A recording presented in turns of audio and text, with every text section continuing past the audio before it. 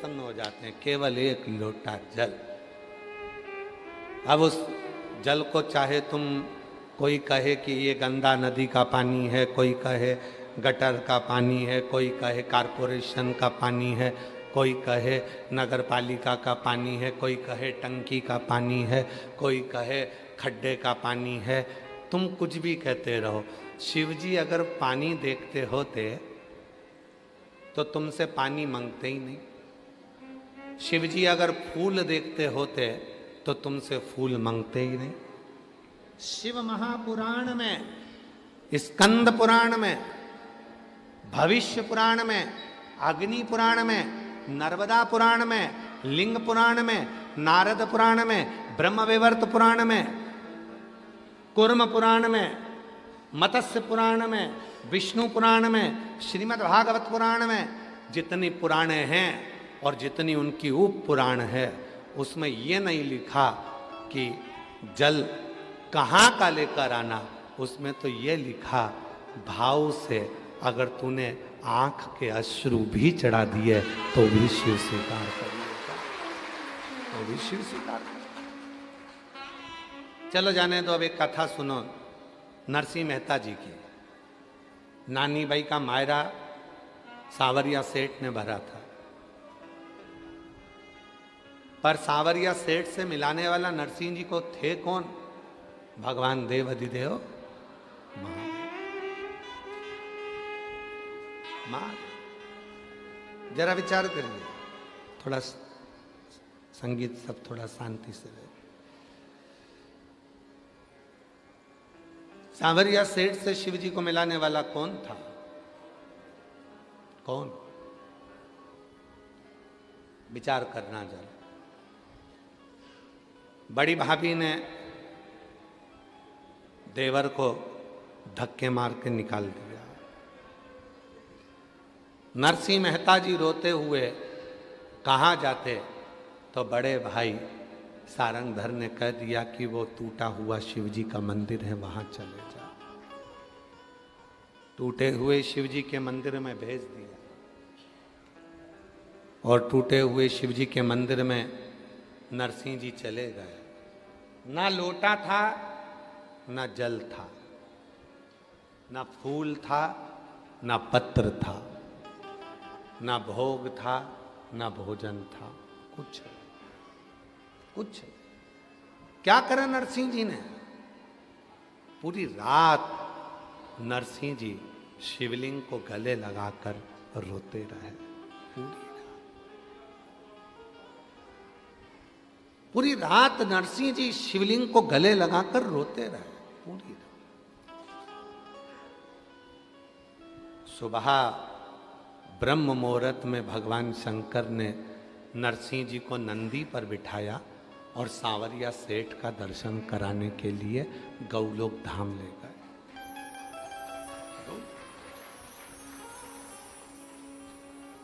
जिस गौलोक धाम में नरसिंह जी पहुंचे, वहां पर भगवान सांवरिया जी राधा जी के साथ नृत्य कर रहे थे। कृष्ण जी का ध्यान गया नरसिंह जी की ओर। यहां लोग मरने के बाद आते हैं, तुम जिंदा जी आ गए। कैसे आ गए? यहां तो जीते जी कोई आता ही नहीं, मरने के बाद आते। तुम कैसे आ गए? नरसिंह जी कहे, मुझे नहीं पता, पर कोई नंदी पर बिठा कर लेकर आया था। कहाँ है वो?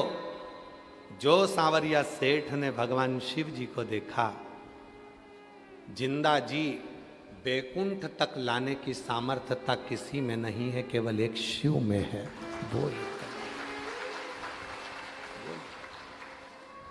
जल नहीं था तो भी शिव प्रसन्न हुए।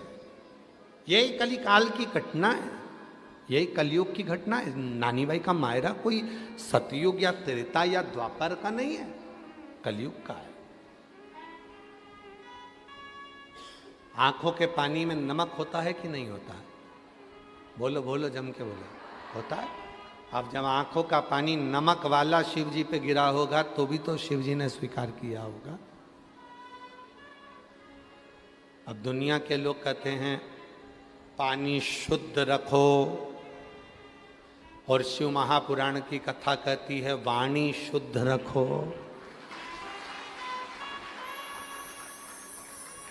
दुनिया के लोग कहते हैं फूल शुद्ध रखो।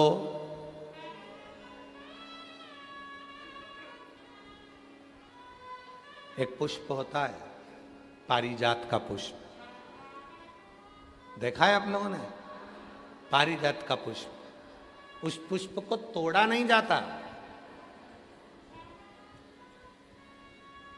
तोड़कर अगर भगवान को चढ़ाया जाता है तो पारिजात का पुष्प फलित नहीं होता, दुख देता है। वो पुष्प का नियम है बाबा जी, वो पारिजात का पुष्प जमीन पे गिरे और उसको उठाया जाए, बिना धोए शिव जी को चढ़ाया जाए तो अनेक फल प्रदान कर देता है।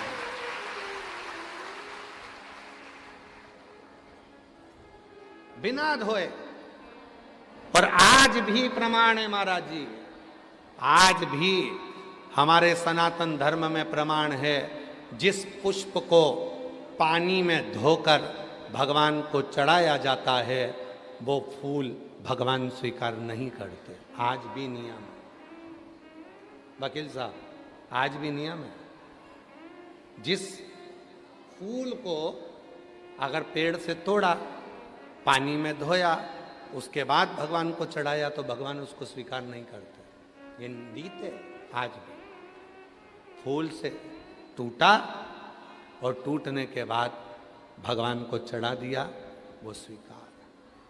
कई माताओं की आदत रहती है पानी के लोटे में, पानी की बाल्टी में फूल तोड़ कर डाल लेती हैं, मंदिर जाती हैं, फूल चढ़ा देती हैं, उसी का पानी भगवान को चढ़ा देती हैं, पानी में ही फूल पड़ा रहता है, भगवान को चढ़ा रही हैं। कई लोगों की आदत रहती है, वो सोचते हैं कि हम जा तो रहे हैं, फूल अलग से कहाँ ले जाएंगे, पानी के लोटे में, पानी की बाल्टी में फूल डाल लिए, तोड़ तोड़ कर पानी की बाल्टी में फूल डाले और शिव जी को जाकर चढ़ा दिए। शिव स्वीकार नहीं करता।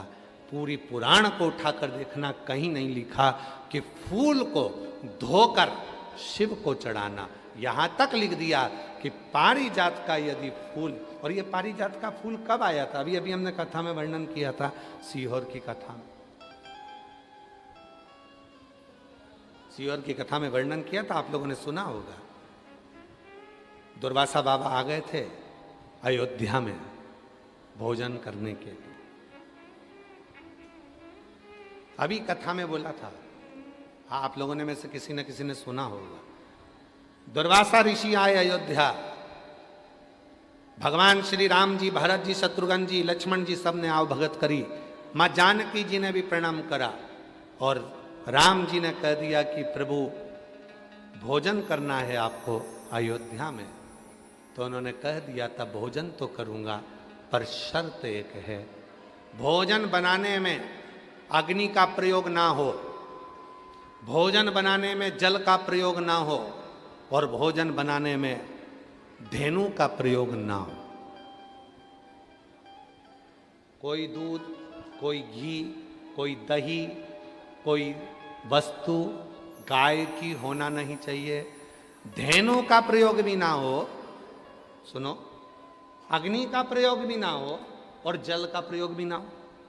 अब हम चतुर्वेदी जी और अंबाला वाले आप दोनों की धर्म पत्नियों से कह दें कि बिना अग्नि का भोजन बनाना, बिना पानी का भोजन बनाना और बिना धेनु का भोजन बनाना बन सकता है? तो जी बोलेगी कि नहीं बन सकता। बेटी बनेगा ही नहीं। आप में से कितने लोग हैं जो बिना पानी का भोजन बना सकते हैं, बिना अग्नि का भोजन बना सकते हैं, बिना धेनु का भोजन बना सकते हैं, बिना घी तेल का? और राम जी से क्या कह रहे हैं दुर्वासा जी कि मुझे अगर भोजन कराना है तो बिना अग्नि का, बिना पानी का और बिना धेनु का। और दूसरा, मैं सरयू जी का स्नान कर कर आऊँगा और भगवान शिव की पूजन करूँगा, तो मुझे वो पुष्प ला कर देना जिस पुष्प को अयोध्या और संसार के लोगों ने कभी नहीं देखा हो, कभी नहीं देखा हो। ऐसा पुष्प मुझे चाहिए अयोध्या में शिव जी की पूजन के लिए। दुर्वासा जी ने ये डिमांड रख दी। वो तो भगवान को धन्यवाद देना कि सियोर वाला बाबा डिमांड नहीं रखता। दुर्वासा जी ने डिमांड रखी कि अग्नि में बना हुआ भोजन नहीं चाहिए, पानी से बना हुआ भोजन नहीं चाहिए, धेनु से निर्मित भोजन नहीं चाहिए, और वो फूल शिव जी की पूजन में चाहिए जो पूरी दुनिया ने ना देखा हो, पृथ्वी पर किसी ने नहीं देखा, वो फूल चाहिए, वो पुष्प।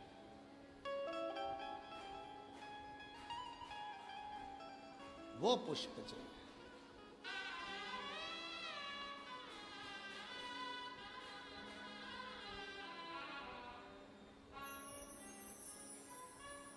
बहुत अच्छा है जो सियोर वाला बाबा ज़्यादा डिमांड नहीं रखता। ये जितने लोग सोशल मीडिया पे बोलते हैं ना कि बाबा इतनी डिमांड, बाबा इतनी डिमांड, तो ये तो छोटी मोटी है। भारी डिमांड होना चाहिए, हल्के फुल्के थोड़ी ना है। विश्वनाथ जी के बेटे हैं, शिव के पुत्र हैं, कोई छोटे मोटे। अब राम जी चिंता में पड़ गए। राम जी के समझ में नहीं आया कि मैं ऐसा भोजन, सीता जी से पूछा तुम बना दोगी? सीता जी बोली बिना आगी के और बिना पानी के, बिना घी तेल के कोई भोजन बनेगा? पूरे अयोध्या में दिखवाया ऐसा कोई फूल जिसको किसी ने नहीं देखा हो। बाबा वशिष्ठ के पास गुरुजी ने कह दिया एक पत्र लिखो, इंद्र के लिए छोड़ दो। उस पत्र में लिखना 2 वृक्ष भेज दो, 2 वृक्ष, एक कल्प वृक्ष और दूसरा पारिजात का वृक्ष, 2 वृक्ष भेज। पत्र गया और वो पत्र इंद्र के चरणों में जाकर गिरा, तो पत्र पढ़ते से ही इंद्रदेव ने 2 वृक्ष भेजे। कौन कौन से वृक्ष भेजे? एक कल्प वृक्ष, एक पारिजात। कल्प वृक्ष इसलिए भेजा गया कि राम जी ने हाथ जोड़े कल्प वृक्ष के और कहा कि भोजन दे दो।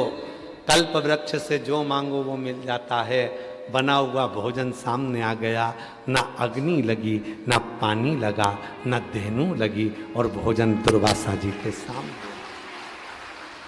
दूसरा पारिजात का वृक्ष आया, जिस पारिजात के फूल को किसी ने नहीं देखा था, वो राम जी ने दुर्वासा जी को दिया शिव जी को चढ़ाने के लिए।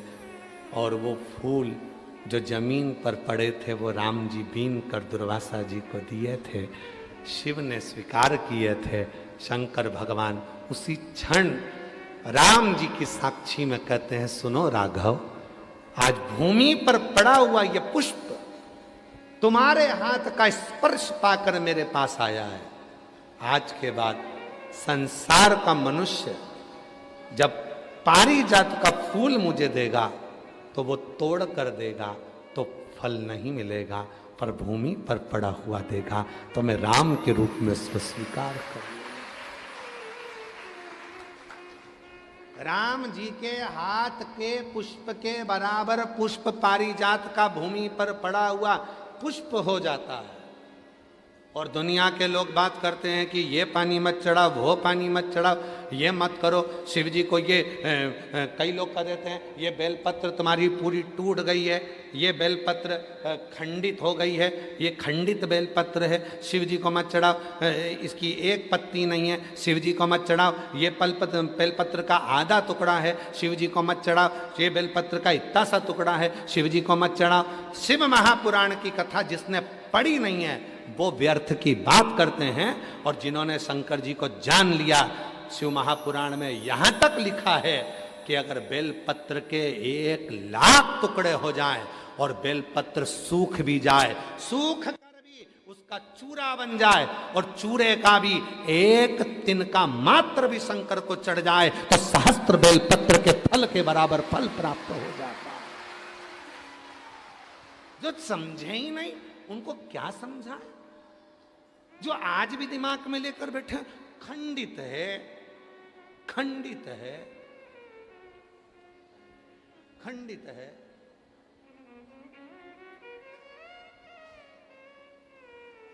खंडित है, कई लोगों के दिमाग में बैठा रहता है। और आप लोगों से निवेदन है, आज की कथा में से ये वाला वीडियो काट के डाल देना आप लोग। जो लोग कहते हैं बेलपत्र खंडित है, बेलपत्र का टुकड़े से टुकड़ा, टुकड़े से टुकड़ा भी अगर है और वो भी अगर शिव को समर्पित है तो वो भी सहस्त्र बेलपत्र के बराबर हमें फल दे रहा है। सहस्त्र बेल।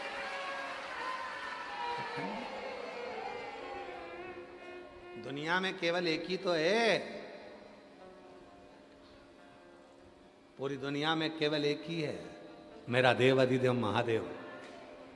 भगवान विष्णु जी की मूर्ति खंडित होती है तो मूर्ति को बदलना पड़ता है। राम जी की मूर्ति खंडित होती है तो मूर्ति को बदलना पड़ता है। देवी जी की मूर्ति खंडित होती है तो मूर्ति को बदलना पड़ता है। दत्त भगवान की मूर्ति खंडित होती है तो मूर्ति को बदलना पड़ता है। 33 कोटि देवताओं की मूर्ति खंडित होती है तो मूर्ति को बदलना पड़ता है। और महादेव का शिवलिंग यदि खंडित भी हो जाता है तो वह अखंडेश्वर महादेव कहलाता है। शिव जी का शिवलिंग भी अगर खंडित हो जाए तो वो खंडित नहीं माना जाता। 1000 टुकड़े हो जाएं तो खंडित नहीं माना जाता। उसके टुकड़े टुकड़े हो जाएं तो भी खंडित नहीं माना जाता। वो अखंडेश्वर हो जाता है, सहस्त्रेश्वर हो जाता है, लक्षेश्वर हो जाता है। वो साधारण नहीं रहता है।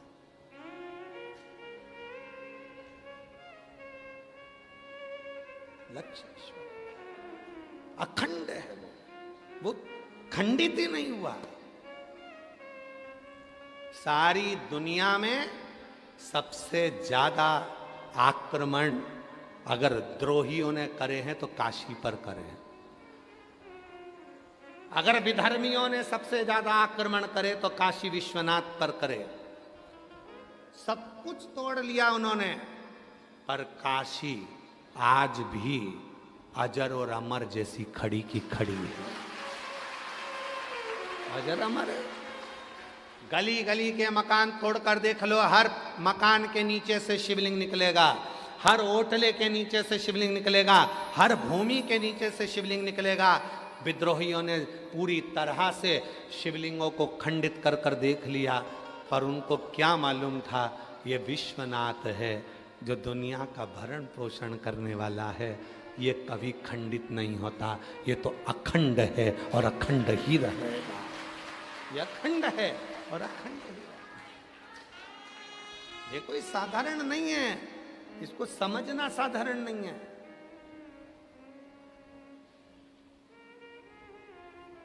एक नैना नाम की एक शिव भक्त महाराष्ट्र की अकोला के पास में रहती, नैना नाम था। महाराज,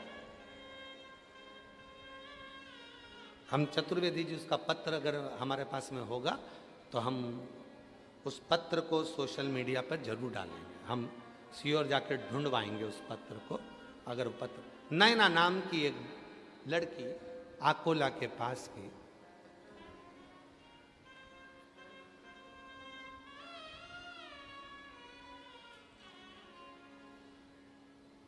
हॉस्पिटल में जॉब करती।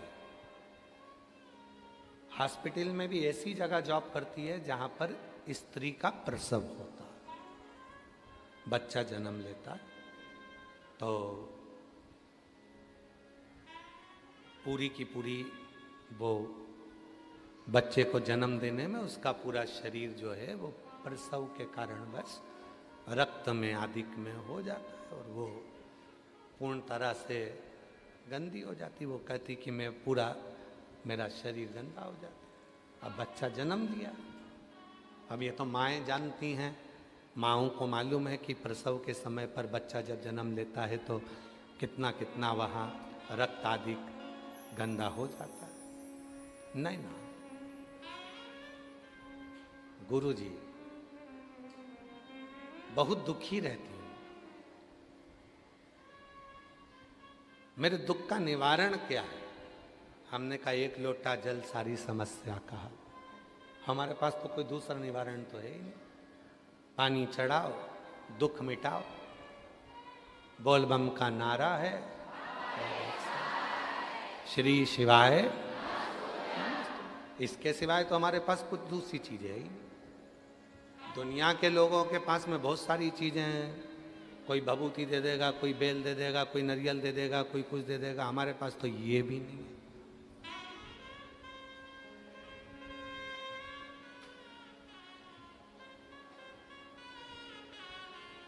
हमने कहा नहीं ना, तुम एक काम करा करो, रोज शिव जी को जल चढ़ाया करो। गुरुजी, हॉस्पिटल में जाने की जल्दी रहती है, जल चढ़ाऊं कैसे? हॉस्पिटल से आती हूं तो गंदी हो जाती हूं, जल चढ़ाऊं कैसे? हमने कहा घर से चला करो तो बोतल में जल भर लिया करो, जाते आते जब तुम्हारा मन पड़ जाए, जब शिव कृपा कर दें तब जल चढ़ा। हॉस्पिटल से आती होगी तो स्नान कर कर आती होगी, हाँ। कपड़े बदल कर आती होगी, हाँ। तो फिर जाने में क्या दिक्कत? पर लोग कहते हैं कि हॉस्पिटल से आइए, शिव जी के मंदिर आ गए। हमने कहा दुनिया तो ताना देती रहेगी। शिव महापुराण की कथा में आता है, रात्रि को 9:15 वाला जो उपाय यूट्यूब पर डला हुआ है, जब कोई बहुत मात्रा में बीमार पड़ जाता है, हॉस्पिटल से ही वो 9:15 वाला उपाय करने के लिए मंदिर पहुंच जाता है और बाबा उस पर करुणा करना प्रारंभ कर देता है।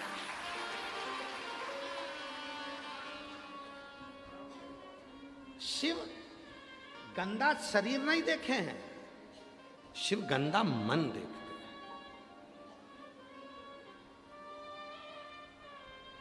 कितने रुपए का तुमने क्रीम पाउडर लगाया, कितने सुंदर तुम हो, ये शिव जी को मतलब ही नहीं है। क्या करेगा वो तुम्हारी सुंदरता से? करेगा क्या? जिनके आगे स्वयं मां जगत जननी पार्वती जी भी फीकी हैं, जिनके आगे स्वयं जगत जननी जगदम्बा अम्बा भी स्वरूप में फीकी हैं, वो शिव जी कितने सुंदर हैं, तो तुम्हारी सुंदरता से उसको कोई मतलब तो है नहीं। तेरी प्रतिमा कितनी सुंदर, तू कितना सुंदर।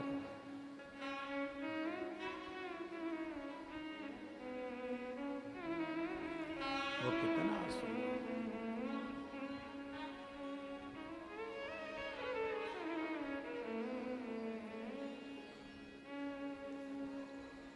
कितना सुंदर होगा। तेरी प्रतिमा कितनी सुंदर, तो कितना सुंदर, तो कितना सुंदर।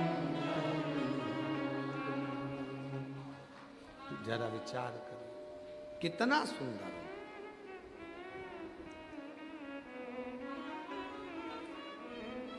वो कितना सुंदर हो सकता है? तुम्हारी सुंदरता से मतलब नहीं है, तुम्हारी सुंदरता से कोई मतलब नहीं, कोई मतलब।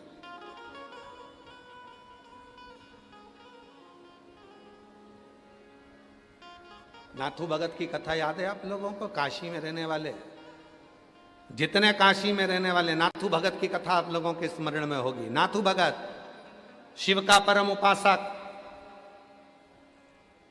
गंगा जी के तट पर रहता था। 80 घाट के नजदीक में एक बड़ा सा किला था। उस किले के एक आले में वो रहता था, किले के आले में। और वो किले के घाट के किले के आले में। अब थोड़ा ध्यान देना तुम लोग, जरा स्मरण रखिएगा।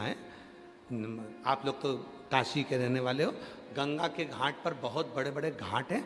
घाट के अंदर जहाँ लोग खड़े होकर नहाते हैं, ऐसे गोल गोल चबूतरे बने रहते हैं, उसके अंदर आले बने रहते हैं, आले। उस आले के अंदर नाथू भगत रहता था।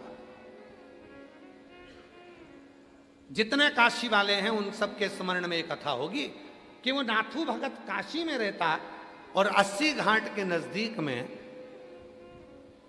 केदार खंड के अंतर्गत निवास करता। नाथू भगत जिसको भी प्रवचन देता था, बोलता था, तो एक ही बात कहता था, कभी उसने काशी से बाहर पांव नहीं रखा। कैलाश नहीं गया क्योंकि उसको मालूम है कैलाश मेरी काशी में है। कभी देवी का दर्शन करने नहीं गया क्योंकि 9 देवियां मेरी काशी में है। किसी गौरी का दर्शन करने नहीं गया क्योंकि 9 गौरी मेरी काशी में है। किसी विनायक का दर्शन करने नहीं गया क्योंकि अष्टविनायक मेरी काशी में है। किसी हनुमान जी के मंदिर दर्शन करने नहीं गया क्योंकि सारे हनुमान मेरी काशी में है। किसी देवता के धाम नहीं गया क्योंकि सारे देवता मेरी काशी में है। वो नाथू भगत 10 साल में उसका एक नियम था, वो भंडारा करता था। कितने साल में? 10 साल में भंडारा करता था वो नाथू भगत। भंडारा कैसा करता था? तुम भंडारा कैसे करते हो? पूड़ी बनाते हो, सब्जी बनाते हो, बिस्कुट बांटते हो, टॉफी बांटते हो, सब कुछ बांटते हो। वो नाथू भगत वो कहता था, मैं भंडारा उस चीज का करूंगा जो मेरे शिवजी ने मुझको दिया है। जो मेरा है ही नहीं उसका मैं भंडारा कैसे करूं? 5,000 रुपए तुम दो, आज खीर बांटेंगे, ये भंडारा नहीं है। तेल का पीपा तुम दो, आज पूड़ी सब्जी बनाकर बांटेंगे, ये भंडारा नहीं है। आज बटुकों का भोजन होगा, मालपुआ रबड़ी बनेगा, 20,000 रुपए तुम दो, ये भंडारा नहीं है। कहीं से लेकर आ गए दे दिया, ये भंडारा नहीं है। नाथू भगत काशी की पवित्र भूमि का वो संत था शिव का। वो कहता था, मेरे भगवान ने जो मुझे दिया है मैं भंडारा उसका करूंगा। क्या करता था? अपने शरीर को खंबे से ठोक लेता था, शिव शिव शिव शिव शिव कहकर ठोकता। शरीर में घाव हो जाते, शरीर में घाव होते, उसमें कीड़े पड़ जाते। शरीर के अंदर कीड़े पड़ते और वो कीड़े शरीर को खाते। 15 दिन तक भंडारा उसके शरीर का देता वो नाथू भगत, और 16वें दिन मां गंगा में जाकर डुबकी लगाता, पूरा शरीर ठीक हो जाता।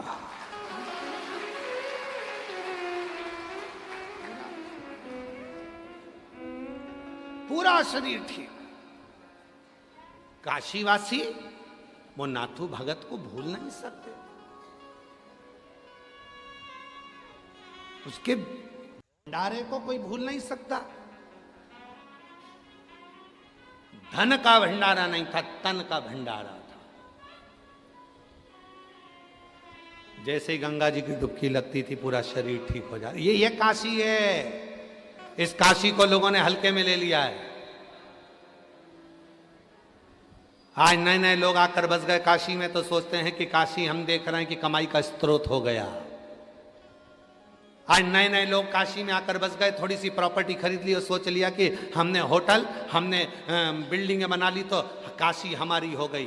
काशी तुम्हारी नहीं है, काशी नाथू भगत जैसे की है, जो गंगा में नहाते से शरीर को ठीक कर लेता। काशी को पहचाना क्या पहचाना? और बाबा जी आज हम कहें आपसे, एक कथा अभी तो हम विश्वनाथ शिव महापुराण की कथा कर कर जा रहे हैं यहाँ से। चौथा दिन है आज, 3 दिन और बचे हैं।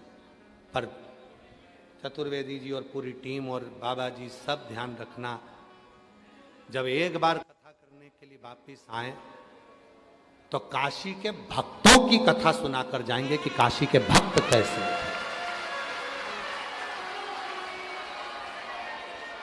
कैसे काशी के भक्त थे, कि उन काशी के भक्तों का क्रम क्या रहा है, उन काशी के भक्तों का क्रमता क्या रही है, उन काशी के भक्तों की सराहना क्या रही है। कहीं मिलेगा नाथू भगत जैसा जो अपने शरीर का भंडारा देता हो, गंगा में डुबकी लगा के शरीर को ठीक कर लेता हो। नाथू भगत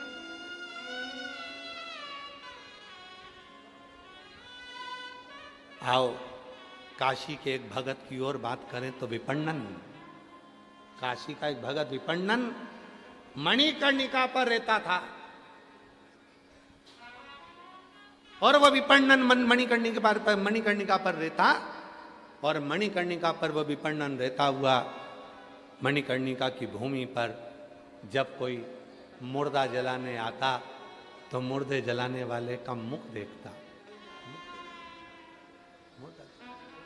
वो विपन्नन, और वो विपन्नन जो मणिकर्णिका के घाट पर रह रहा है, ना घर है ना कुछ है, केवल खुले आसमान में विपन्नन रहता था। और कहते हैं लोग मुर्दा लेकर जाते थे, राम नाम सत्य चिल्लाते थे, और विपन्नन मुर्दे से, जिसको लेकर जा रहे हैं उस मुर्दे से बात कर लेता था। लोग कहते थे अघोरी है, तांत्रिक है, लोग कहते अघोरी है, तांत्रिक है।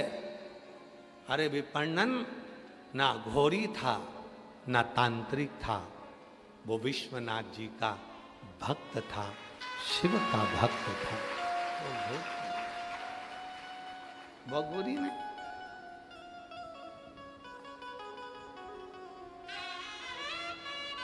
और मैंने लाख सहारे छोड़ दिए, बस तेरा सहारा। मैंने लाख सहारे छोड़ दिए, एक तेरा सहारा, बस तेरा सहारा काफी है, बस तेरा सहारा काफी है। मैंने लाख तवारे छोड़ दिए, एक तेरा दुआरा। मैंने लाख दुआरे छोड़ दिए, एक तेरा दुआरा। मैंने बस एक द्वारा, एक दरवाजा देख लिया, वो तेरा।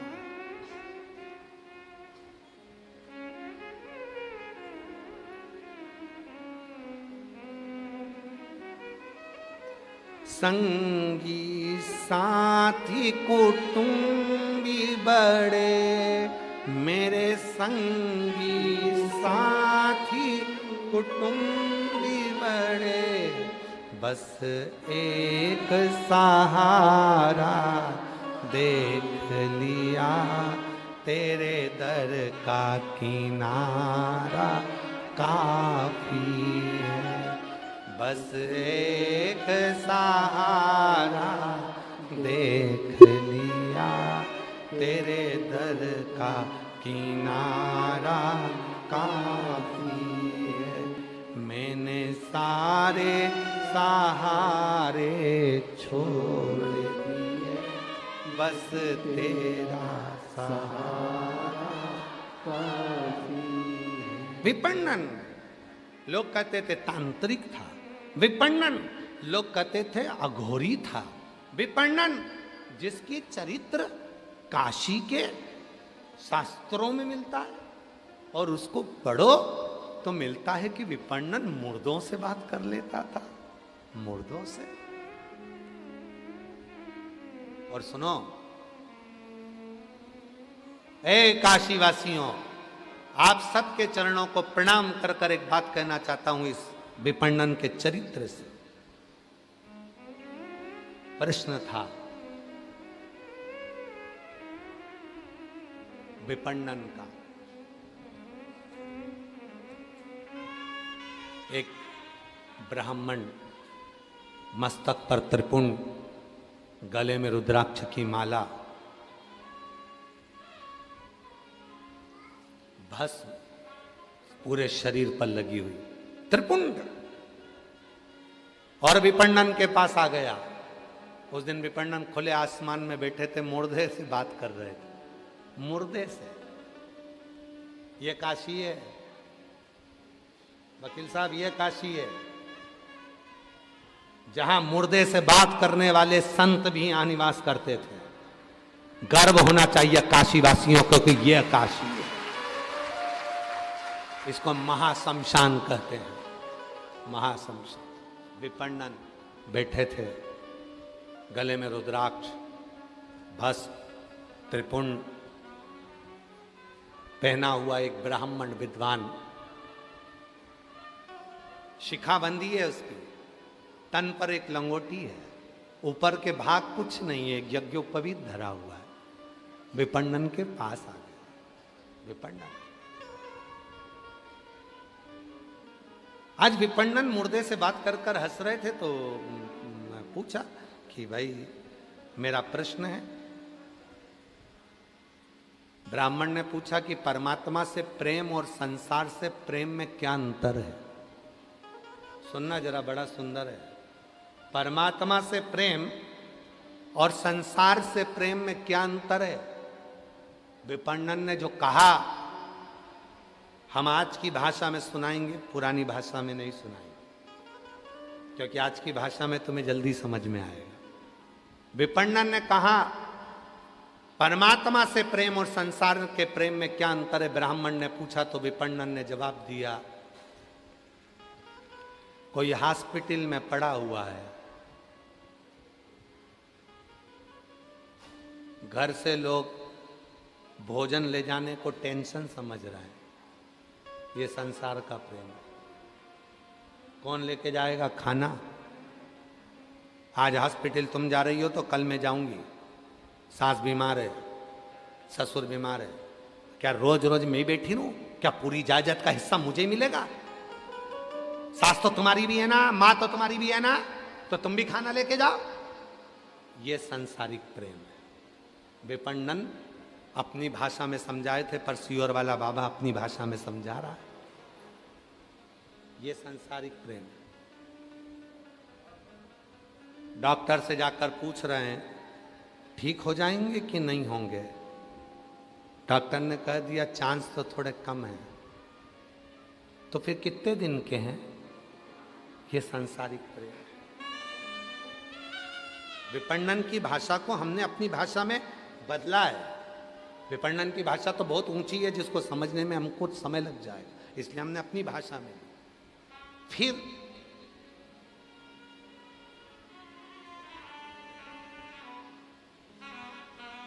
डॉक्टर साहब, इनको खाने में क्या दें? 4-5 रोटी देंगे, 2-4 रोटी देंगे तो गंदगी करेंगे, और गंदगी करेंगे तो पलंग पर साफ कौन करेगा? भोजन की मात्रा कम कर दी, 2 रोटी 1 रोटी, जिससे वो मलमूत्र ना करे, साफ कौन करेगा? संसारिक प्रेम है। और विपणन ने कहा यह संसार का प्रेम है। जिस व्यक्ति ने करोड़ों कमाए, जिस व्यक्ति ने लाखों कमाए, जिस व्यक्ति ने दुकान जमाई, जिस व्यक्ति ने बंगला बनाया, जिस व्यक्ति ने घर बनाया, आज उसी पर लोग खर्च नहीं कर पाते। विचार करते हैं ज़्यादा खर्चा हो जाएगा, हॉस्पिटल से जल्दी छुट्टी दे दो, घर ले जाते हैं। अब जब मर ही रहे हैं तो घर ही मर जाएंगे। इसको कहते संसारिक प्रेम। और विपणन ने फिर कहा परमात्मा से प्रेम किसको कहते हैं? तो विपणन कहते हैं दर्द में भी अगर वो याद आ रहा है, दुख में भी आंसू के साथ विश्वनाथ का नाम निकल रहा है, और मरने से पहले भी ये तुम्हारे भीतर विश्वास है कि मेरे साथ मेरा विश्वनाथ है, वही परमात्मा का प्रेम। इसी को परमात्मा का प्रेम कहते हैं, इसी को परमात्मा के प्रति प्रेम कहा गया। इसलिए मेरी जीजियों, जितने भी आस्था चैनल पर कथा सुन रही हैं, जितने फेसबुक यूट्यूब पर कथा सुन रहे हैं, जितने मेरे जीजा, जितनी मेरी जीजी, जितना मेरा बेटा बेटी, जितने मेरे बुजुर्ग माँ बाप यहाँ बैठे हैं, पंडाल में बैठे हो जितने, बाहर बैठे हो जितने, और जितने आस्था चैनल पर कथा सुन रहे हैं, सबसे निवेदन है अंतिम समय आए उससे पहले अपनी अलमारी में जितनी साड़ियां रखी हैं सब पहनो।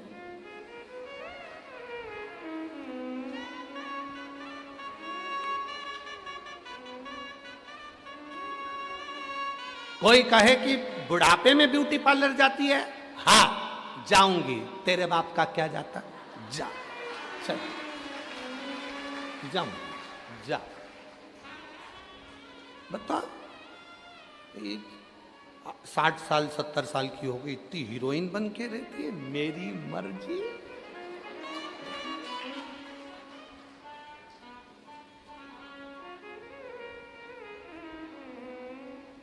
कब अपन ही खुश होकर नहीं जी सके तो फिर परमात्मा भी पूछेगा, भेजा था तेरे को नीचे, क्या करा? बच्चों की शादी करी, बेटियों की शादी करी, दामाद मिल गए, बहुएं आ गई, सारा काम धंधा उनको दे दिया। बाद में काशी में पंडित प्रदीप मिश्रा की कथा सुनने जाने का मन हुआ, बच्चों से कहा मुझको टिकट बनवा दे, बच्चा के रहने दो, भीड़ चल रही है, अभी कोई टिकट मिकट नहीं मिलेगा। और ससुराल में बेटे के यहाँ काम आ गया तो तत्काल टिकट में डाल दिया। और बाप को माँ को अगर काशी जाना था तो कहा रहने दो, कहाँ जाओगे, रहने दो, क्या करोगे? जब तक तुम्हारे घर में चले तब तक सारे तीर्थ कर लो, सारे तीर्थ। जब तक तुम्हारे घर में चले तब तक दान पुण्य कर लो। फिर तुम 5 रुपए भी निकाल के दान नहीं कर पाओगे क्योंकि कैमरे लगे होंगे। वो कैमरे कौन से हैं? तुम्हारे पोता पोती। वो कैमरे कौन से हैं? तुम्हारे बच्चे। जैसे ही बुआ घर में आई राखी पे, और घर के जितने पोता पोती सब दादी के कमरे में। क्यों? बुआ जी आई है, बुआ जी आई है। बुआ जी से इतना प्रेम नहीं है बच्चों को, वो तो उनकी मम्मियां ठोक ठोक के भेजती है, जब तक बुआ रहे तब तक दादी के कमरे में रहना और देखते रहना दादी क्या क्या दे रही है। और बच्चे पूरी चौकीदारी करते, इतने इतने से बच्चे, 2 चोटी बंदी, बहुत जोरदार का कैमरा है। देख के तुरंत गई, मम्मी आज दादी बुआ जी को पलंग में से निकाल के लाल कलर की चुंदड़ी वाली साड़ी दे रही थी। कैमरा, और वो कैमरा कैच कर गई। बहू ने ध्यान दे लिया, साड़ी दी है, हाँ।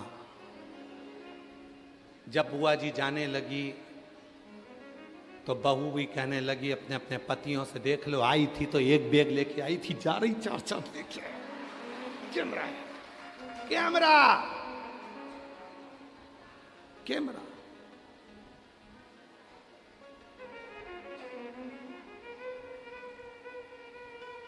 इसीलिए जब तक तुम्हारे घर में चले, जब तक तुम्हारा तुम्हारे घर पर कमांड रहे तब तक तीर्थ करो, दान करो, पुण्य करो, भजन करो, कीर्तन करो। बात का कोई भरोसा, बात का कोई भरोसा नहीं। शरीर शिथिल होता चले जाता है तो भजन भी नहीं हो पाता। बंसल जी, अभी तो शरीर चल रहा है तो कथा भी हो रही है। जब शरीर शिथिल हो जाता है तो कथा, भजन, कीर्तन कहाँ हो पाए? बहुत फिर तो एक ही बात रहती है, अंत समय प्रभु आना वचन दिया तो निभाना पड़ेगा। आए प्रभु कुटुंब करिया, अंत समय प्रभु आना पड़ेगा। वचन दिया तो निभाना पड़ेगा। अंत समय प्रभु आना पड़ेगा। परमात्मा से प्रेम और सांसारिक प्रेम विपणन ने बता दिया ब्राह्मण देवता को कि ये परमात्मा से प्रेम है और ये संसार का प्रेम, संसार का। पर एक बात आप लोगों से कहें, आज जो आप लोगों को देखा, आप लोगों का जो प्यार देखा है शिव पुराण के प्रति, दरवाजे पर खड़े होकर इंतजार करना, शायद दुनिया में पहली व्यासपीठ होगी जिसके लिए दरवाजा भी बंद कर दिया जाता है कि कोई आए ना। पर पहली व्यासपीठ देखी होगी, दरवाजा बंद करने के बाद भी कूद के आ जाते।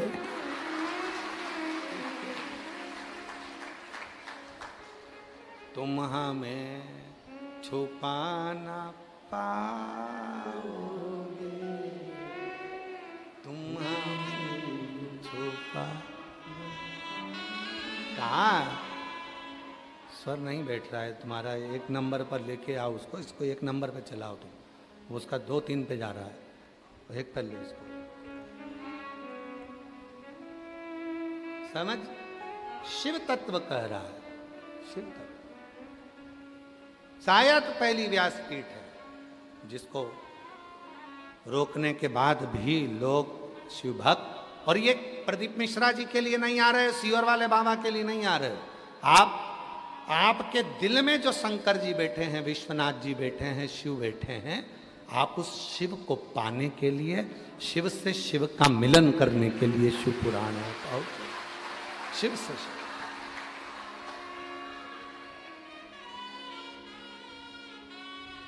तो त्रेता, सतयुग, द्वापर, इन सारे युगों में सर्वश्रेष्ठ युग कौन सा है? कलयुग। अगर आप सब सतयुग में होते तो हवन कर रहे होते, तप कर रहे होते, आंख बंद करके बैठना होता तुमको 4-6 घंटे तक। त्रेता में होते तो भी तुम्हें तप करना पड़ता, द्वापर में होते तो भी तुम्हें यज्ञ करना होता, पर कलयुग इतना सरल, इतना सरल, एक लोटा जल सब समस्या।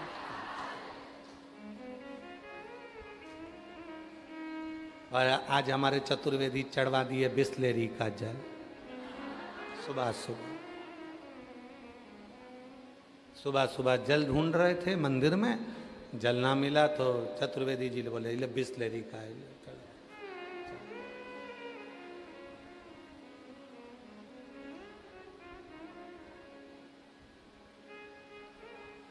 जो नहीं, शिव जी ने कभी नहीं कहा कि मुझे इतना कीमती फूल देना, कभी नहीं, कभी नहीं कहा।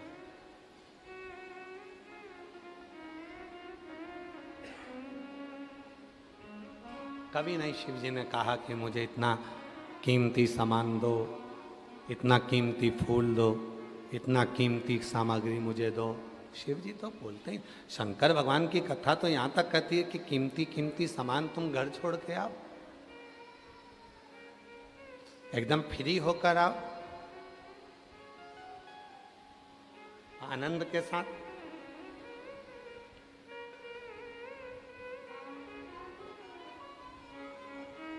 जमनादास जी का चरित्र कथा है ना, 252 वैष्णव की वार्ता में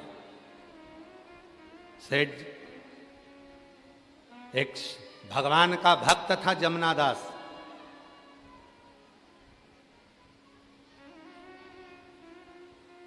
फूल वाले के पास गया फूल लेने के लिए। कितने का है? 1 रुपए का। दे दो, बाबा को चढ़ाऊंगा, श्रीनाथ जी को, गोवर्धन नाथ जी को, विश्वनाथ जी को दे दो। ले आओ। वहीं से एक सेठ जा रहा था जिसका नाम था यवनराज। यवनराज सेठ जा रहा था वेश्या के दरवाजे पर। टोकनी में देखा कि फूल रखे थे, बड़ा सुंदर फूल था। जो जमनादास जी के हाथ में फूल रखा था उसी फूल को सेठ यवनराज ने देख लिया। यवनराज ने फूल हाथ में लेकर, हाथ में फूल को उठाकर देखा। फूल वाले से पूछा फूल कितने का है? फूल वाले ने कहा फूल 2 रुपए का। जमनादास जी बोले अभी तो तुम मुझे फूल 1 रुपए का दे रहे थे, विश्वनाथ जी के लिए, गोवर्धन नाथ जी के लिए, श्रीनाथ जी के लिए। ए भैया, मैंने ये फूल अपने मन से बाबा को दे दिया, गोवर्धन नाथ जी को दे दिया, श्रीनाथ जी को दे दिया, विश्वनाथ जी को दे दिया। अब तो तुम ये फूल मुझे दो ना। फूल वाले ने कहा फालतू की बात मत करो, फूल की कीमत 2 रुपया है। यमनराज को कहा, सेठ जी को। यमनराज जी ने अपनी गठरी में से 2 रुपए निकाल कर देना चाहे तो जमनादास जी ने कहा फूल अब जाएगा तो विश्वनाथ के चरणों में ही जाएगा, फूल जाएगा तो गोवर्धन नाथ जी के चरणों में ही जाएगा। फूल की कीमत 4 रुपए। जमनादास भक्त। यमनराज ने कहा फूल की कीमत 8 रुपए, अगर ये फूल जाएगा तो वेश्या के जूड़े में जाएगा। जमनादास जी ने कहा फूल की कीमत 10 रुपए। यमनराज ने कहा फूल की कीमत 20 रुपए। वेश्या के जूड़े के लिए फूल की कीमत 20 रुपए। जमनादास जी ने कहा फूल की कीमत 40 रुपए। यमनराज ने कहा तू मुझे जानता नहीं, मैं नगर का सेठ हूं, ये पूरी नगरी मेरी है, तुम मुझसे भिड़ रहा है। जमनादास जी कहने लगे यमनराज जी आप तो दूसरा फूल भी ले सकते हो, ये फूल तो मेरे बाबा को चढ़ जाने दो। यमनराज ने कहा फूल की कीमत 80 रुपया। जमनादास जी ने कहा फूल की कीमत 100 रुपया। यमनराज ने कहा फूल जाएगा अब तो वेश्या के जूड़े में ही जाएगा, फूल की कीमत 200 रुपए। जमनादास जी ने कहा फूल जाएगा तो विश्वनाथ जी के पास जाएगा, फूल की कीमत 400 रुपए। यमनराज ने कहा फूल की कीमत 500 रुपए। जमनादास जी ने कहा फूल की कीमत 1000 रुपए। यमनराज ने कहा फूल की कीमत 5000 रुपए।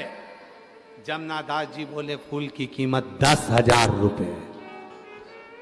10,000।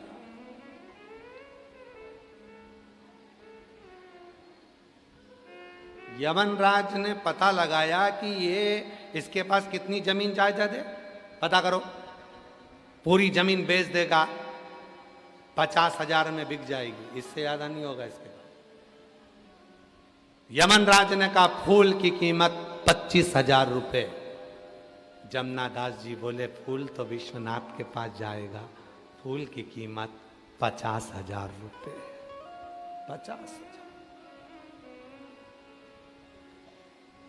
यवन राज ने मन में विचार करा, फूल की कीमत मुझे दुगनी बोलना पड़ेगी, 1,00,000 रुपए मुझे फूल की कीमत लगाना पड़ेगी। 1,00,000 में तो मैं 10 वेश्या लाके खड़ी कर दूंगा। अगर एक वेश्या को 1,00,000 का फूल दूंगा तो 10 वेश्या मेरे पास खड़ी होगी। यमन राज ने फूल की कीमत नहीं लगाई। जमुना दास ने अपनी जमीन घर सब बेच दिया। 50,000 का फूल खरीदकर जब गोवर्धननाथ विश्वनाथ के पास पहुँचे, जैसे ही फूल चरणों में चढ़ाया, इतने में तो मेरा ठाकुर, मेरा गोवर्धननाथ, मेरा विश्वनाथ जमुना दास को गले से लगा लिया। गजब की कीमत लगाई।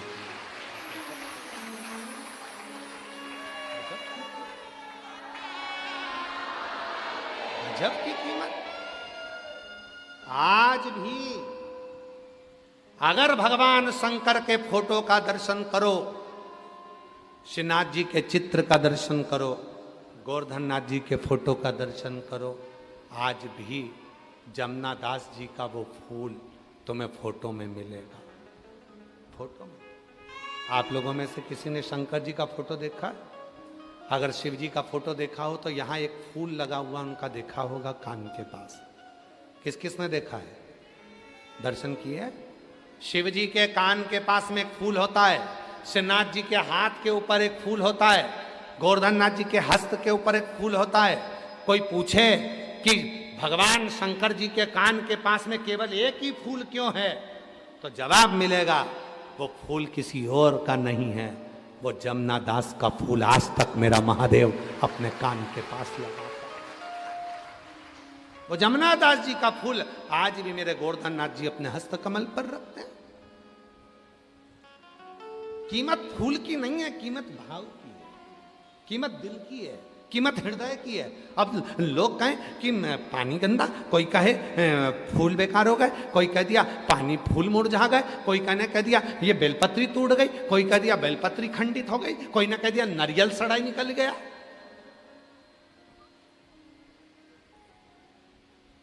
अरे भाई तुम पहचाने कहां? शंकर जी को तुम अभी पहचाने नहीं। अरे पूरी जिंदगी निकल जाएगी तो भी लोग शिव जी को नहीं पहचान पाएंगे, पूरा जीवन। और जितने हमारे श्रोता हैं, हम बाबा के इस विश्वनाथ जी की धरा से कर रहे हैं, जितने श्रोता आस्था चैनल पर, फेसबुक, यूट्यूब पर सुन रहे हैं, उन सब से निवेदन है, तुम्हें अगर कोई आडंबर में डाले, कोई कहे तुमसे शिव जी को ये अच्छा देना, शिव जी को ऐसा देना, शिव जी को वैसा देना, समझ लेना वो तुम्हें केवल आडंबर में डाल रहा है। शिव जी को तो केवल तुम्हारा दिल चाहिए, भाव चाहिए, श्रद्धा चाहिए, शिव जी नहीं। आओ कुबरेश्वर बाबा की धरा पर, सीहोर की पवित्र धरा पर, पवित्र सीहोर की भूमि पर आना और पवित्र सीहोर की भूमि पर आकर कुबरेश्वर बाबा के धाम जाना। कुबरेश्वर बाबा के धाम पर जाकर आप दर्शन करोगे, जहाँ बैठोगे वहीं पे तुम्हें कंकर शंकर मिलेगा, जहाँ बैठे हो वहीं बेलपत्र पड़ी हुई मिलेगी, कहीं बैठे हो वहीं पर लोग पूजन करते हुए दिखते हैं। कई लोग कहते हैं कि यहाँ का मैनेजमेंट सुधारना चाहिए, यहाँ लोग हर कहीं बैठकर पूजन कर देते हैं, मैनेजमेंट सुधारना चाहिए। हम उनसे निवेदन करते हैं ये भूमि कंकर शंकर की है, जहाँ व्यक्ति कंकर उठाता है, बैठता है, दिल से बात करता है, चले जाता है, वहाँ जैसे ही एक कंकर उठाकर वो लेकर गया, फिर वो जो 4 कंकर पड़े हैं उसका कोई महत्व नहीं है। वो जो एक कंकर ले गया अपने विश्वास से, उस एक कंकर ने शंकर बनकर उसका कल्याण करना प्रारंभ कर दिया।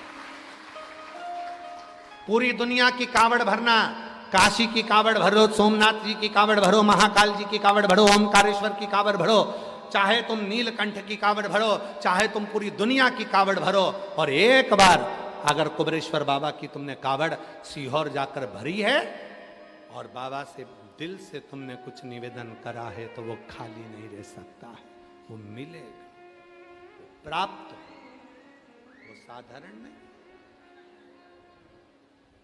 अरे लुटा दिया भंडार काशी, कर दिया माला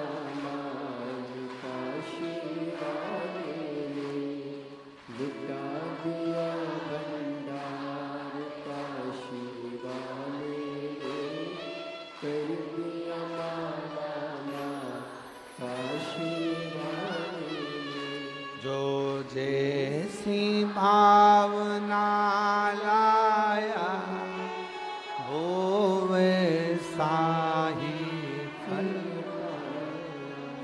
नहीं खाली उसे लौटाया वो मन ही मन, और कर दिया माला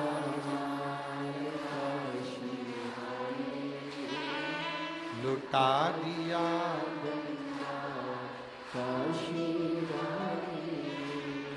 लुटा दिया।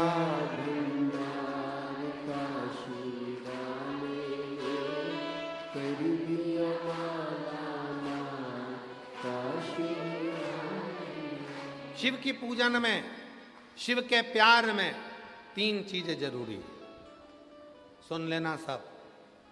शिव की पूजन में और शिव के प्यार में तीन चीजें जरूरी है। पहले नंबर पर वफादारी, बोलो।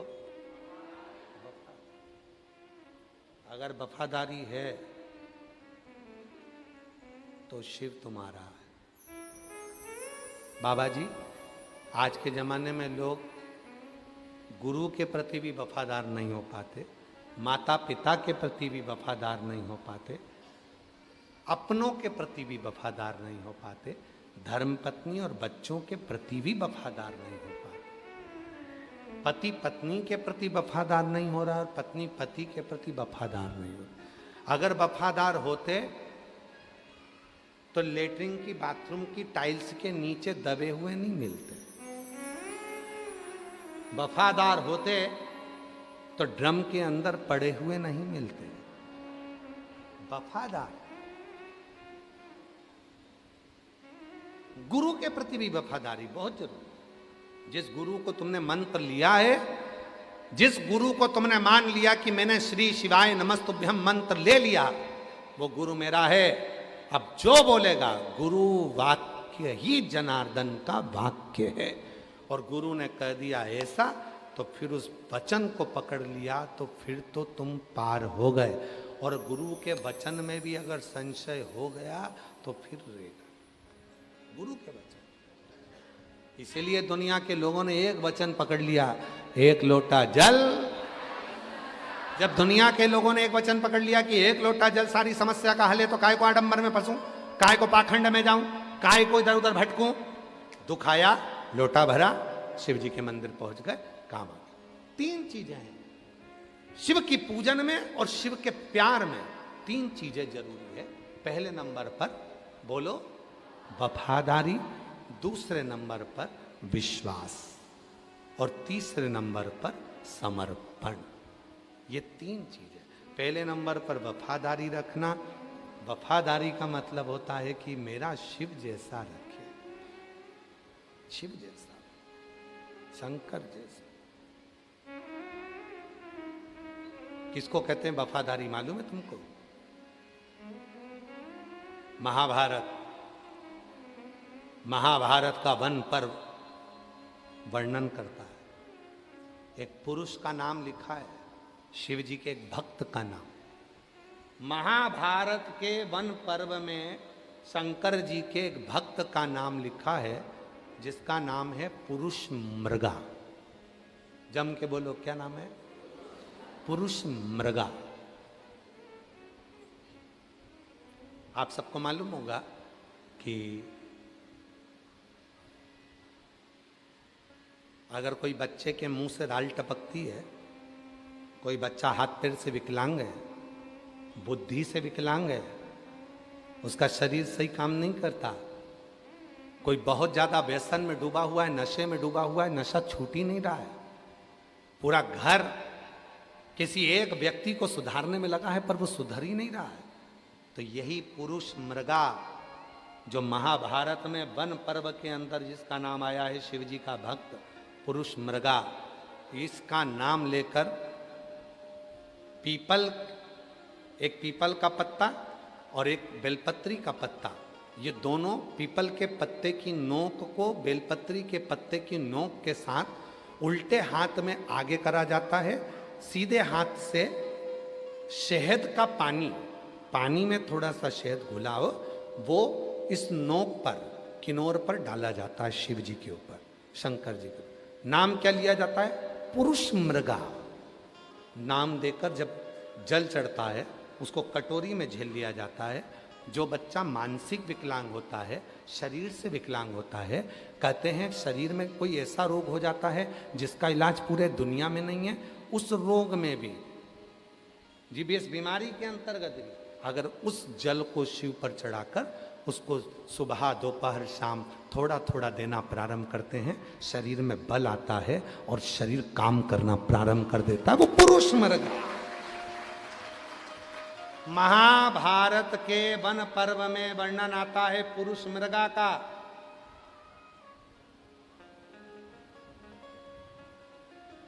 जिसका शरीर पुरुष का था, पांव मृग के थे, पांव मृग के थे, पुरुष मृग।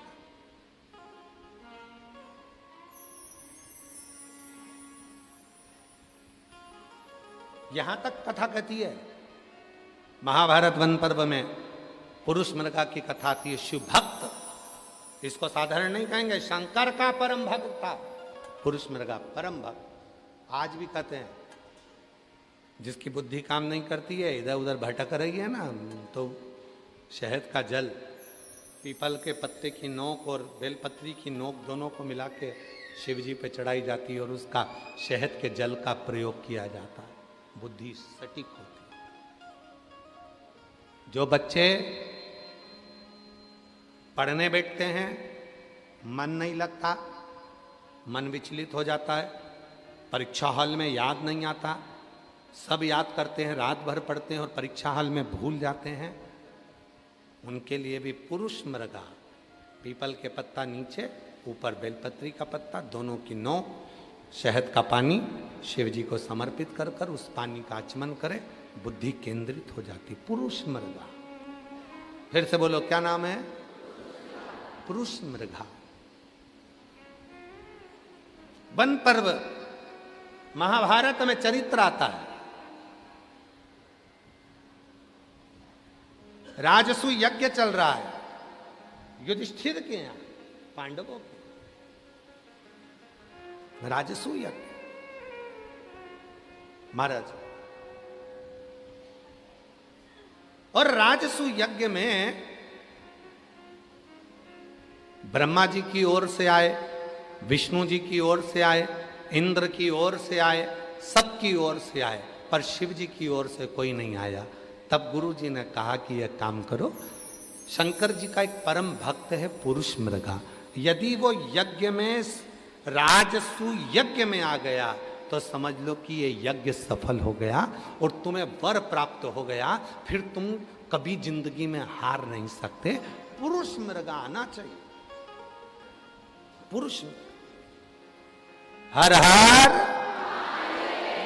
पुरुष मृगा आना चाहिए।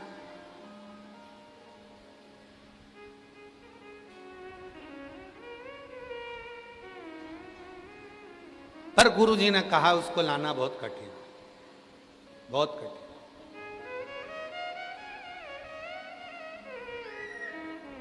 लाओ कैसे? तो महाराज पुरुष मृगा को लाया कैसे जाए? भीम कहने लगे, अरे मेरी चुटकी का काम है, तुम चिंता मत करो, मैं लेके आऊंगा, अभी लेके आता हूं।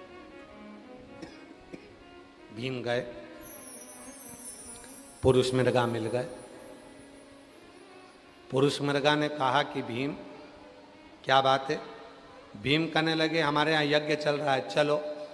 पुरुष मृगा कहने लगे, मैं शिव जी की पूजन कर रहा हूँ, नहीं जा रही है। जरा शंकर जी के जो भक्त होते हैं ना, बड़े अटपटे होते हैं, कभी तो मिलेंगे तो बड़ी प्रसन्नता से मिलेंगे और कभी मिलेंगे तो ऐसे रूठली मिलेंगे कि जैसे पहचानते ही नहीं। शिव शिव है, चलो। पुरुष मृगा ने मना कर दिया। भीम ने कहा, मैं लेके जाऊंगा। ठीक है, चल।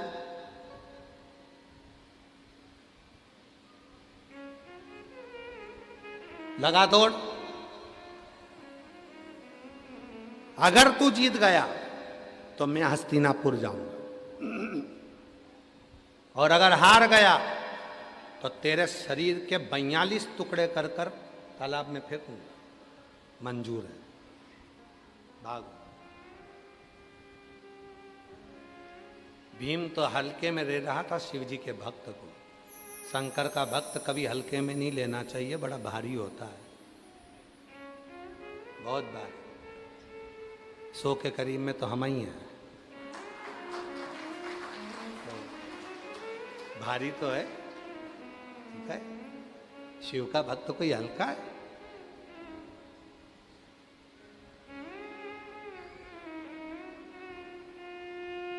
सतुआ बाबा जी को भी तुम हल्के में मत लेना।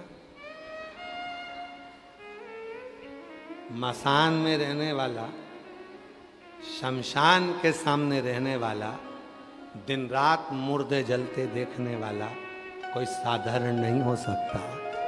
शिव ही का कोई कृपा, तो कोई साधारण नहीं है। बाबा जी हम कई बार कह देते हैं अपनी कथा में कि उत्तर प्रदेश सरकार के माननीय मुख्यमंत्री जी योगी जी को भी हल्के में मत लेना, बहुत भारी है।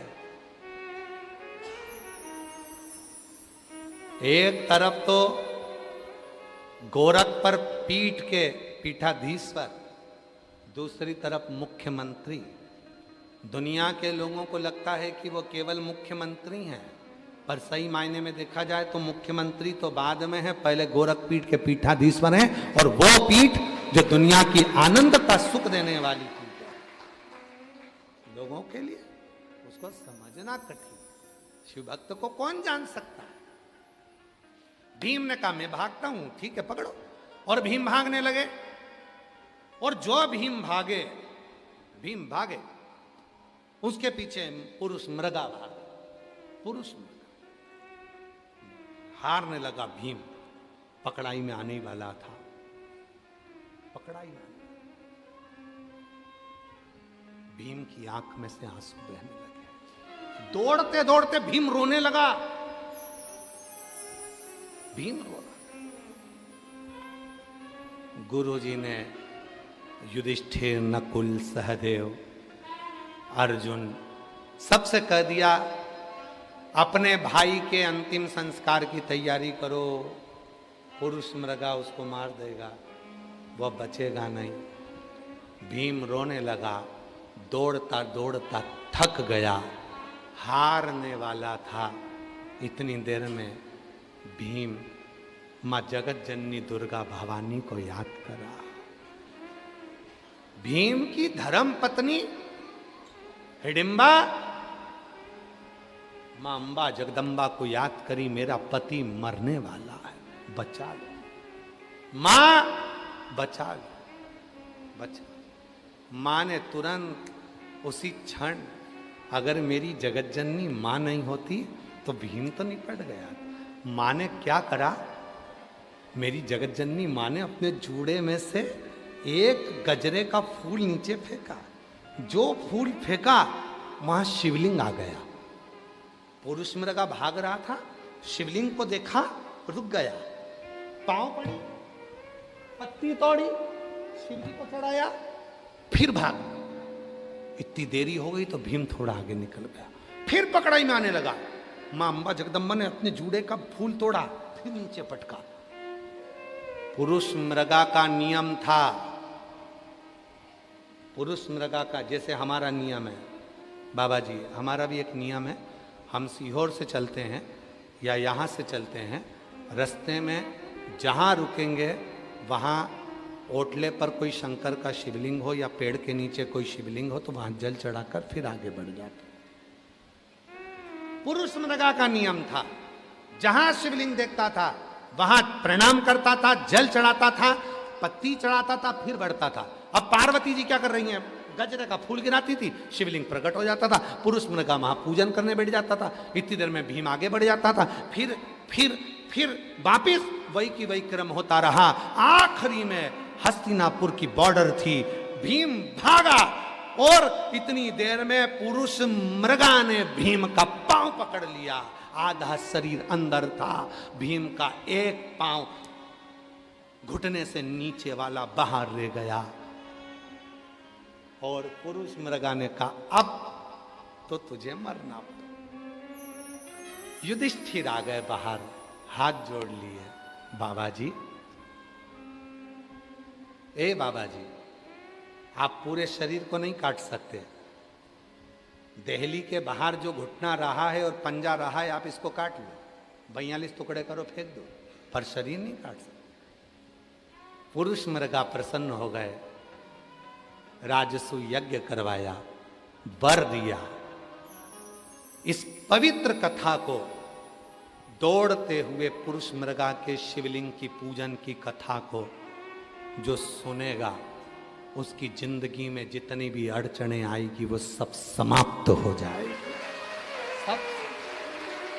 महाभारत के वन पर्व में वेद व्यास जी वर्णन करते हैं, महाभारत के वन पर्व में वेद व्यास जी लिखते हैं, जो पुरुष मृगा के इस पवित्र चरित्र का स्मरण करता है उसकी जिंदगी के सारे अड़चन, सारी तकलीफें समाप्त हो जाती है, क्योंकि ये पुरुष मृगा कोई साधारण नहीं है, शिव जी का वो भक्त है जो चलते चलते शंकर को पूजन करता, स्मरण करता और बढ़ता रहता है। और विश्वनाथ की धरा पर रहने वालों को तो इसका स्मरण है, हमारा स्मरण। और तेरे डमरू की धुन सुन के मैं काशी नगरिया, तेरे डमरू की धुन सुन के मैं काशी नगरिया, तेरे डमरू की धुन सुन के मैं काशी काशी नगरी आई हूँ, मैं काशी नगरी आई हूँ, मैं काशी नगरी आई हूँ, मैं काशी नगरी आई हूँ। मेरे भोले ओ बम भोले, काशी नगरी आई हूँ, मेरे भोले ओ बम भोले, मैं काशी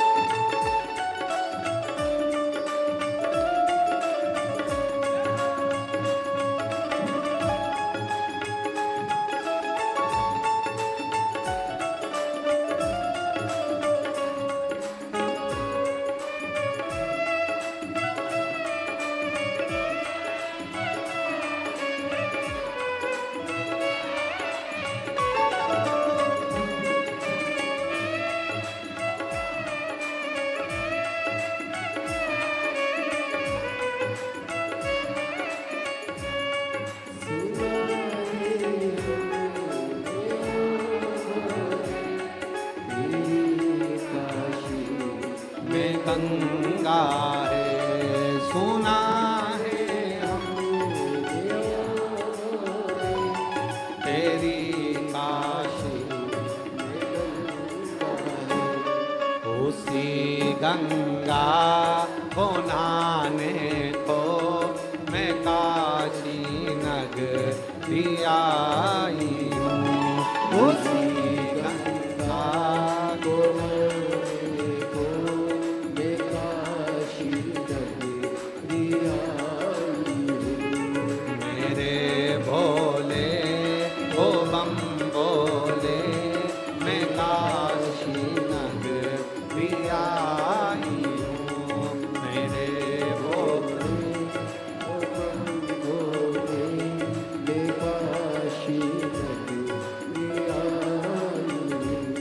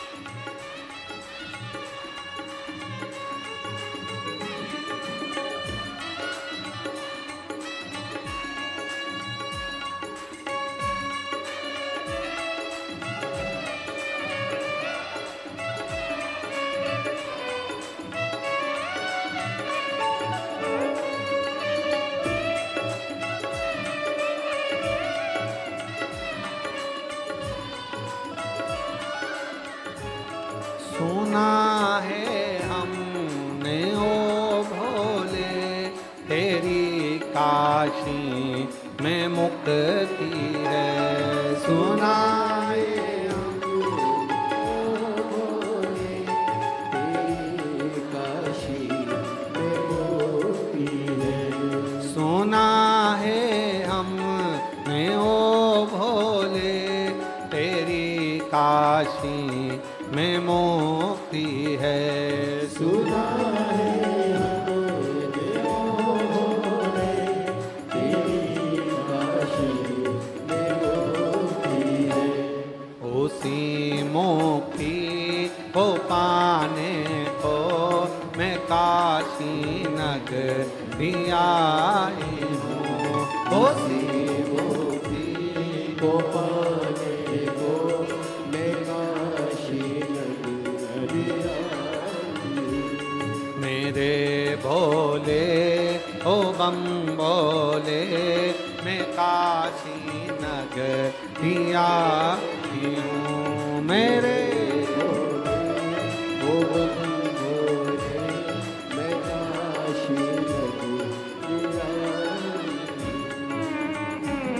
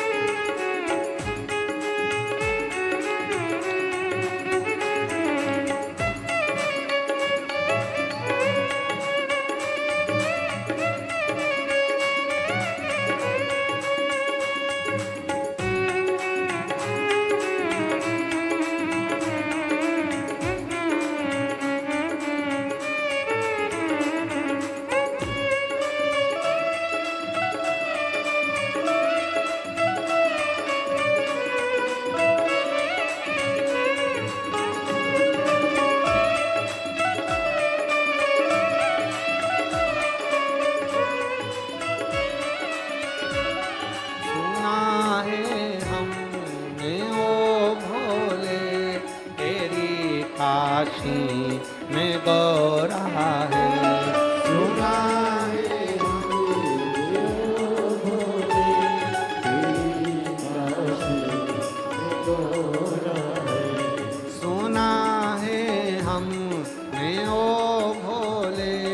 तेरी काशी में गौरा है।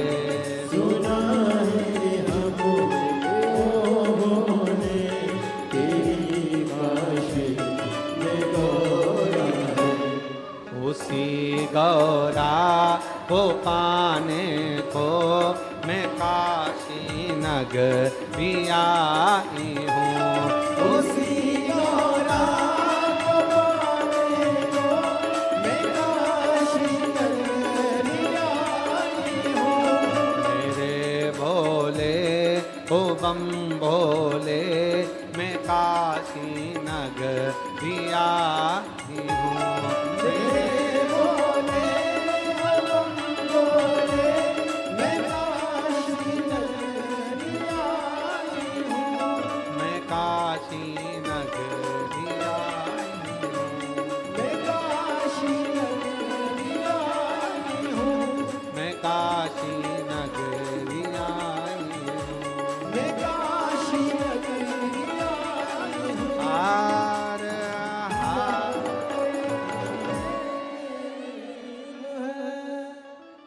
अपने स्थान पर बैठकर बाबा देवाधिदेव महादेव से विनय करें, प्रार्थना करें, निवेदन करें, विनती करें। जहाँ जगह मिले वहाँ बैठ जाओ और बाबा को अपने मन का भाव कहिए। हृदय से प्रार्थना करो। बोल बम का नारा है। ये पवित्र कथा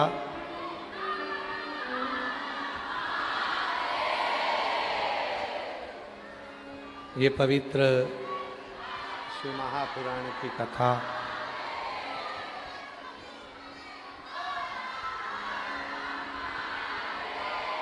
आज बाबा जी आपके चेले ज़्यादा आए हैं। शंभू। ये पवित्र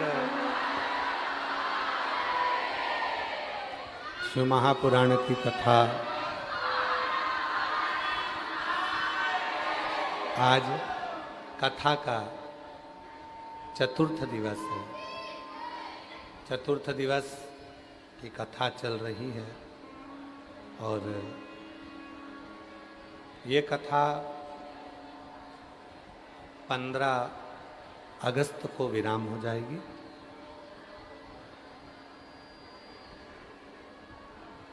फिर 17 अगस्त से 23 अगस्त तक भिलाई छत्तीसगढ़ जयंती स्टेडियम में शिव महापुराण की कथा दोपहर में 1 बजे से 4 बजे तक रहेगी। आप और हम सब श्रवण करेंगे। बाहर का पड़ाव 1 बजे से 4 बजे तक जयंती स्टेडियम भिलाई छत्तीसगढ़ में 17 अगस्त से 23 अगस्त तक श्रवण करेंगे। 25 अगस्त को प्रदोष भौम प्रदोष की कावड़ रहेगी सीहोर कुबरेश्वर धाम की। आप और हम सब कामना की कावड़ कहते हैं उसको। सुबह 9 बजे माँ सीवन के तट से 11 किलोमीटर की यह कावड़ आप और हम लेकर चलेंगे। 25 अगस्त को बाबा को समर्पित करेंगे। 28 अगस्त को रक्षाबंधन का त्यौहार है। मेरी पूरी जीजियों को भाई की तरफ से रक्षाबंधन की बहुत बहुत बधाइयाँ रहें। और रक्षाबंधन के दिन हम भी प्रयास करेंगे कि 2 क्षण के लिए लाइव आएंगे हमारी सोशल मीडिया के माध्यम से और आप बहन और भाई के रक्षाबंधन त्यौहार का, क्योंकि आप हमारी बहन हो तो बहन और भाई के रक्षाबंधन त्यौहार को राखी बंधवाते हुए आप लोगों के सामने प्रस्तुत होंगे और सब आनंद।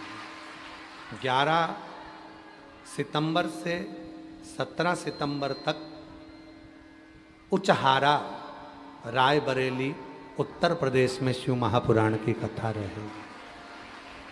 11 सितंबर से 17 सितंबर उचहारा रायबरेली उत्तर प्रदेश में शिव महापुराण की कथा रहेगी, जिसके आयोजक उचाहार में शिव महापुराण की कथा बरेली रायबरेली उचाहार रायबरेली उत्तर प्रदेश में 11 सितंबर से 17 सितंबर तक कथा रहेगी।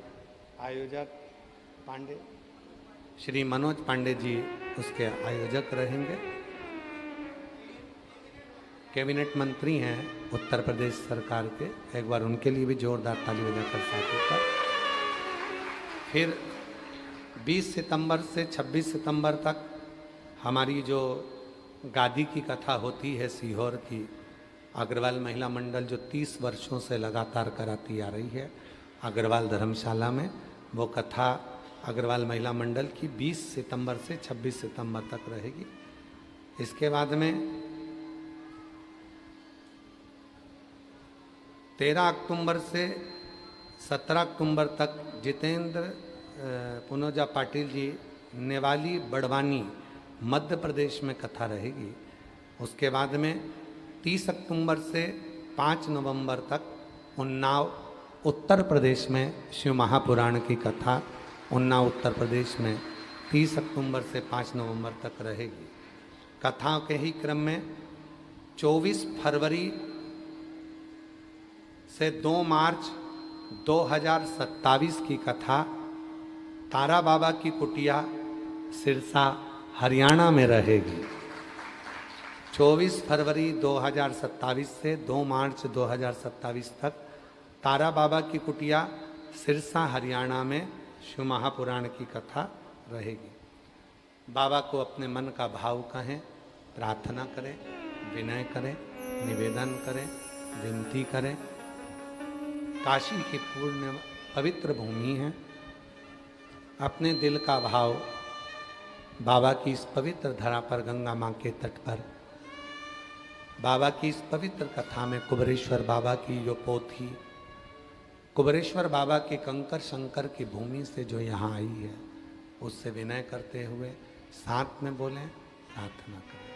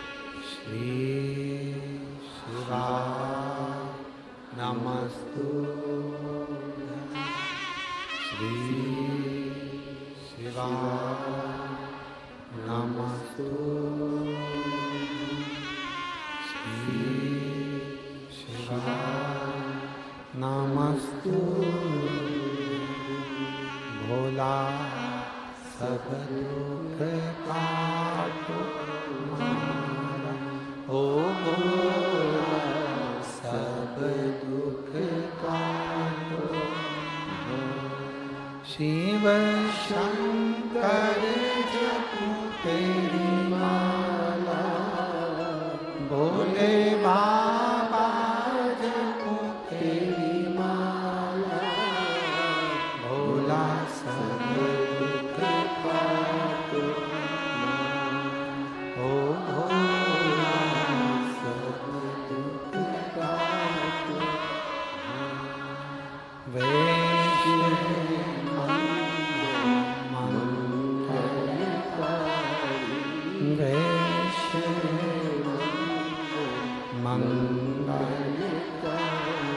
शमशान शमशान ओ भोला सब दुख काटे, ओ भोला सब दुख काटे।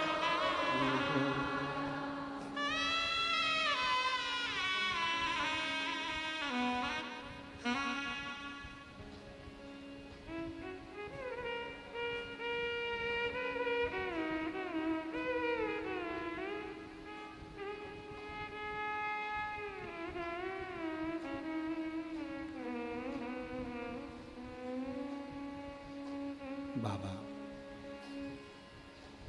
देवादिदेव महादेव भगवान शिवो घरदानी त्रिकालदर्शी कैलाशी अविनाशी भगवान शिव की पवित्र पावन कथा कर रही है। शिव महापुराण की कथा वर्णन कर रही है। शिव तत्व कह रहा है। बाबा की पवित्र कथा कर रही है। माँ जगत जननी जगदम्बा अम्बा जैसे भीम के लिए शिवलिंग की स्थापना कर देती है और पुरुष मृगा उस शिवलिंग को देखकर रुक जाता, ऐसे ही ये जितने संसार में जितने भी शिवलिंग है, जितने भी शिवलिंग पूरे भूमंडल पर विराजमान हैं, ये हमको ये सीख देते हैं कि कुछ देर वहाँ बैठने पर हमारे जीवन के सारे कष्ट अड़चने दूर हो जाती हैं। अड़चन दूर होती, कष्ट दूर होती। एक स्मरण रहे आपको,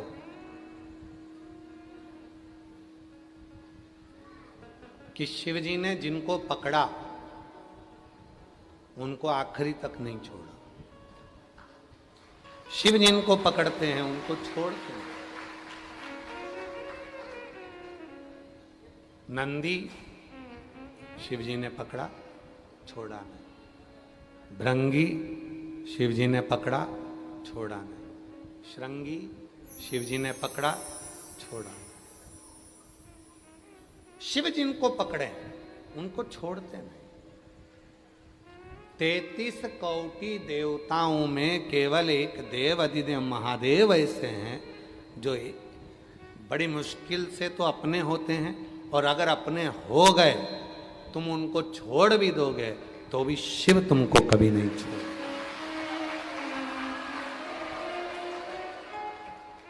शिव नहीं छोड़।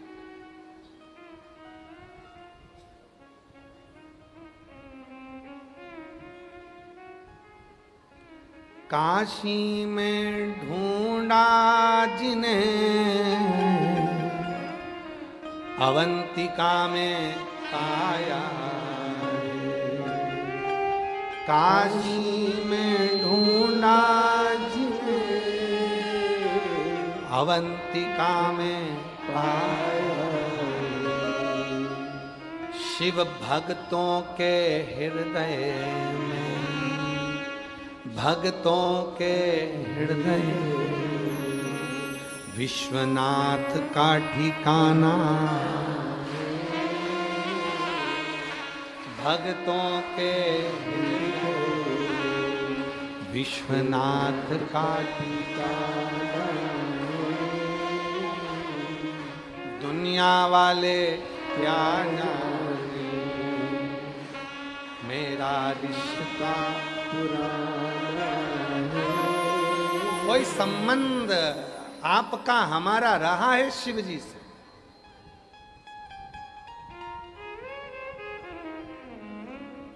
बाबा जी पक्का है, हमारा विश्वनाथ जी से कोई पुराना संबंध है, और आपका भी है, और यहाँ जितने बैठे हैं इनका भी है, और जितने आस्था चैनल पर कथा सुन रहे हैं उनका भी है, जो मोबाइल पर कथा सुन रहे हैं उनका भी है।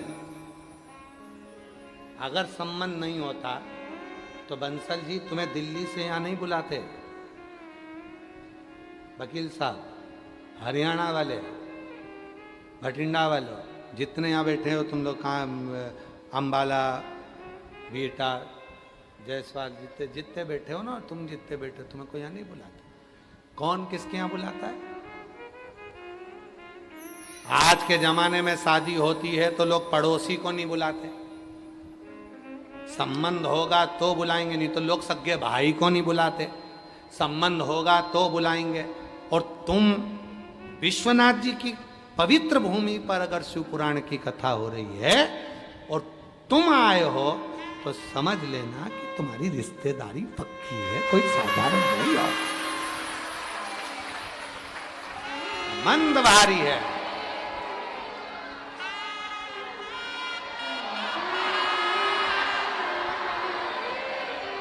का दमदार आवाज पाई है रे विश्वनाथ वालों।